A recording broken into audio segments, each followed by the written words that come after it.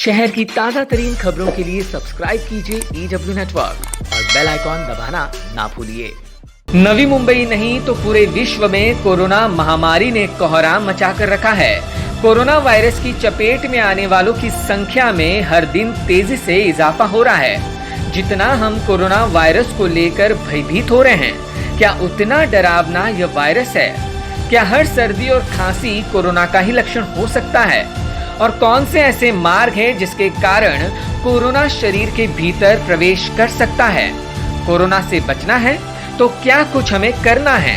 इन तमाम महत्वपूर्ण विषयों की संक्षिप्त जानकारी आपको हम नहीं तो शहर के सुप्रसिद्ध डायबिटोलॉजी कंसल्टेंट और कोविड-19 के असल जानकार डॉक्टर महेश पटसालगे देंगे।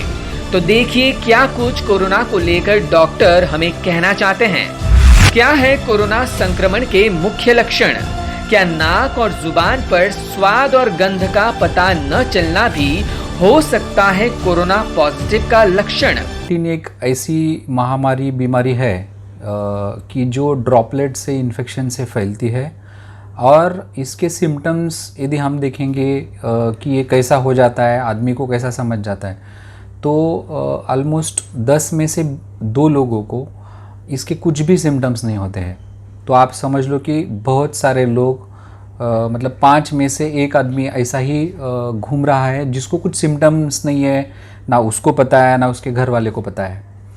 लेकिन बाकी के 30-40% जो लोग हैं, बहुत सारे लोगों को कोविड जो वायरस है वो अलग अलग जगह पे फैल के कुछ लोगों को गले में खिचखिचाहट होना, कुछ लोगों को बहुत बदन दर्द करना, थकान महसूस होना, कुछ लोगों को खाना नहीं जाना, कुछ लोगों को सर दर्द होना, ये सारे सिम्टम्स थोड़े से कॉमन हैं।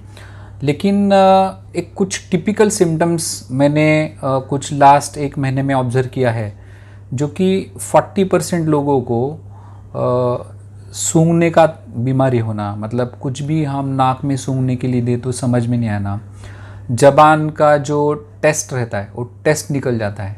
तो ये जनरली शक्कर का और नमक का, ये दोनों टेस्ट यदि जाएंगे तो समझ लेना कि हमको कोविड का वायरस का इन्फेक्शन हो चुका है। जनरली ऐसा टेस्ट और स्मेल का जो या सूंघने का तकलीफ कोई अदर वायरल इन्फेक्शन नहीं करता है। तो लेकिन अच्छी बात यह है कि जिन लोगों को सूंघने का तकलीफ है या टेस्ट का गड़बड़ हो रहा है और उसके साथ में थोड़ा सा बुखार भी आ रहा है हमको, तो समझ लेना कि ये बीमारी बहुत बढ़ने नहीं वाली है, वो थोड़े दिन तक रहेगी और ऑटोमेटिक निकल भी जाएगी। किस पर मंडरा सकता है कोरोना का खतरा? किसे पड़ सकती है वेंटिलेटर की जरूरत?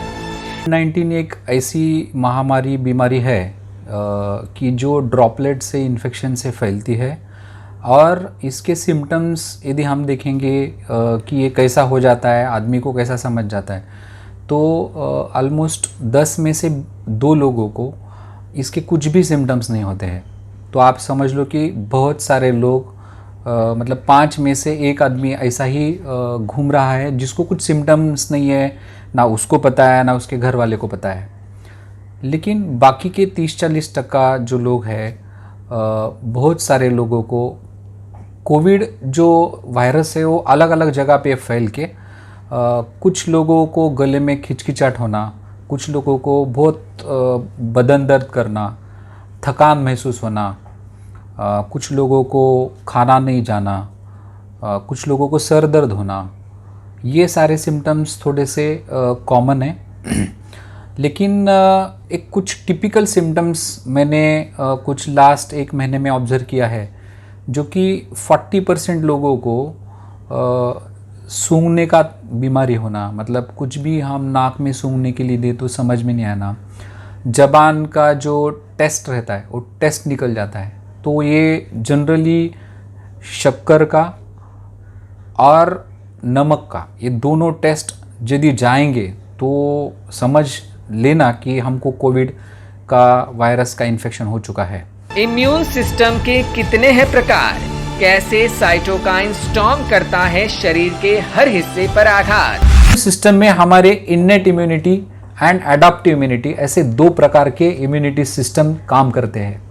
तो मुझे ऐसा लगता है कि जिन लोगों की इन्नेट इम्यूनिटी जो है वो कमज़ोर होती है, भले वो बूढ़ा आदमी हो या भले वो बहुत नौजवान हो, लेकिन जिसकी इन्नेट इम्यूनिटी कमज़ोर है, उन लोगों में जैसे ही वायरस अंदर जाता है और जो इन्नेट इम्यूनिटी इमीडिएटली उसको रेस्पॉन्स करती है, वो यदि कमज़ोर हो गई तो वायरस के बहुत सारे नंबर्स बढ़ते हैं, वायरस बहुत ज़बरदस्त रेप्लिकेशंस करता है और जो एडाप्टिव इम्यूनिटी है वो 7 दिन के बाद काम करना चालू करती है।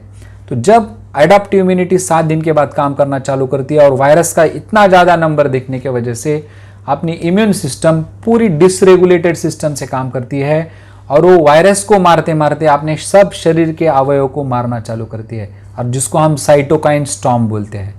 और जिन लोगों को ये साइटोकाइन स्टॉर्म जैसा तकलीफ हो रहा है, इन लोगों को बहुत ज़्यादा ऑक्सीजन की मात्रा कम होना हो सकता है, फटाफट ऑक्सीजन की लेवल अपने को सप्लीमेंट करने की ज़रूरत पड़ सकती है, इन लोगों को हाई फ्लो नेजल ऑक्सीजन देने का ज़रूरत पड़ सकता है, कुछ लोगों को वेंटिलेटर का ज़रूरत पड़ सकता है। लेकिन ये प्रोग्रेशन जो है उसको रोकना बहुत बहुत डिफ़िकल्ट है आज के सिस्टम में। क्या हर खांसी और सर्दी को कोरोना कहना उचित है? ये बहुत महत्वपूर्ण प्रश्न है कि हमारे सोसाइटी में बहुत सारे लोगों को सर्दी खांसी की बीमारी होती है। सबसे परेशान वो लोग हैं जिन लोगों को हमेशा सर्दी खांसी होती है, क्योंकि उन लोगों को खुद को समझ में नहीं आता है कि ये कोरोना है या हमारा रेगुलर का खांसी सर्दी बीमारी है। तो डिफ्रेंशिएट करना डॉक्टर्स के लिए भी बहुत मुश्किल हो सकता है ऐसे सिचुएशन में, क्योंकि सादा खांसी बुखार ये भी कोरोना का सिम्टम हो सकता है और कभी कभी सादा खांसी बुखार इसमें कोरोना नहीं भी हो सकता है। तो ऐसे सिचुएशन में हमने डील कैसा करना चाहिए? यदि किसी को सर्दी खांसी बुखार आ रहा है और वो बुखार समझो 100 के आसपास है और 1-2 दिन तक बाकी का कुछ तकलीफ नहीं है, नॉर्मली हम देखेंगे तो सादा वाला सर्दी बुखार जो है उसके साथ में बाकी कुछ सिम्टम्स नहीं आएंगे। लेकिन यदि कोरोना के सिम्टम्स के साथ या कोरोना वायरस का इन्फेक्शन के साथ जो सर्दी बुखार जैसा लगेगा, तो उन लोगों में सर्दी बुखार के साथ में सर दर्द होना, बदन दर्द होना, थकान महसूस होना और सबसे इम्पॉर्टेंट ड्राई कफ, सूखी खांसी, ये कोरोना वायरस के साथ में कनेक्टेड ज़्यादा होती है।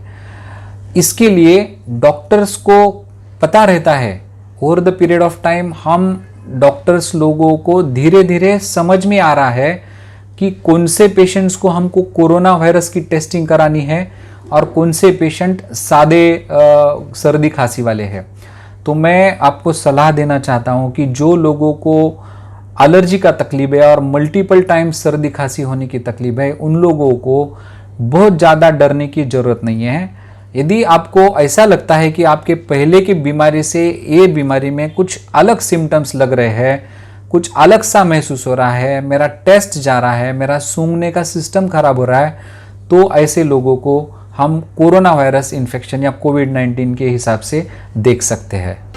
कोरोना से बचना है तो क्या करें उपाय और कैसे बरते सावधानी? महामारी की वजह से हम सब डरे हुए हैं, ना जनता ही डरी हुई है, डॉक्टर्स भी डरे हुए हैं। बहुत सारे डॉक्टर्स अभी तक घर से बाहर भी नहीं आ चुके हैं डॉक्टर्स पेशेंट्स को देखने के लिए। तो ऐसा सिचुएशन नहीं कि सिर्फ पब्लिक में टेंशन है, सब लोगों में टेंशन है, सरकारी लोगों में टेंशन है, डॉक्टर्स में टेंशन है। तो इसके लिए इसके साथ में हमको जीने की ज़रूरत है और इसके लिए हमको समझना है कि इसको हम टाल कैसा सकते हैं। तो 2-3 चीज़ें बहुत इम्पोर्टेंट है कि सबसे इम्पोर्टेंट, हम घर से बाहर बिना काम का ऐसे ही घूमने के लिए नहीं जाना चाहिए। यदि हम घर से बाहर जाएंगे तो भीड़ वाली जगह पे हमको नहीं जाना है। यदि समझो हम भीड़ वाली जगह पे जाएंगे तो मास्क यूज़ करना चाहिए।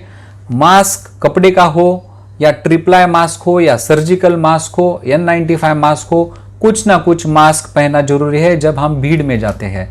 दूसरा चीज़, जहाँ भी हम जा रहे हैं तो अपने आजू बाजू में जहाँ भी समझो आपको लगता है कि कुछ खांसी वाले पेशेंट्स हैं, उनसे दूर रहना है। जितना हो सके हमको बार बार हाथ धोना जरूरी है, क्योंकि हमको पता है कि ये वायरस हाथ से लेके अपने मुंह पर जब हम हाथ लगाएंगे तो नाक से या मुंह से, आंख के अंदर से वायरस अंदर अपने शरीर में एंट्री मार सकता है। तो और सबसे इम्पॉर्टेंट अल्कोहल सैनिटाइज़र जो आपको बताया है, तो अल्कोहल सैनिटाइज़र भी हमको यूज़ करना है। खाना खाने के पहले हमेशा हाथ धोना जरूरी है। यदि आप अकेले काम करने के लिए घर से बाहर जाते हो तो घर के अंदर वापस जाने के बाद एक बार और गर्म पानी से स्नान करना, वो भी एक अच्छी बात है। और सबसे इम्पॉर्टेंट, आपका जो बाकी का दैनंदिन कार्यक्रम है जिसके वजह से आपकी रोग प्रतिकारक शक्ति बढ़ती है, वो चीज़ करना जरूरी है। तो इसमें 7 से 8 घंटा सोना जरूरी है। हर दिन सुबह 1 घंटा टहलना जरूरी है। उसके वजह से भी हमारे इम्यून सेल्स काफ़ी अच्छे काम करते हैं। टाइम टू टाइम खाना जरूरी है। और सबसे इम्पॉर्टेंट, यदि आप विटामिन सी, विटामिन डी या जिंक ऐसे टैबलेट का यदि समझो सेवन कर सकते हैं, यदि आपको लगता है कि आप काफ़ी ज़्यादा भीड़ के जगह पे काम करते हो, तो ऐसे सिचुएशन में वो गोली भी खाया तो भी पेशेंट्स को फ़ायदा हो सकता है। अगर आप डॉक्टर महेश पटसालगे द्वारा दी गई इन तमाम जानकारी को लेकर सहमत हैं तो जरूर अपनी राय दीजिए। घर में रहिए, सुरक्षित रहिए। Bureau input, DW network.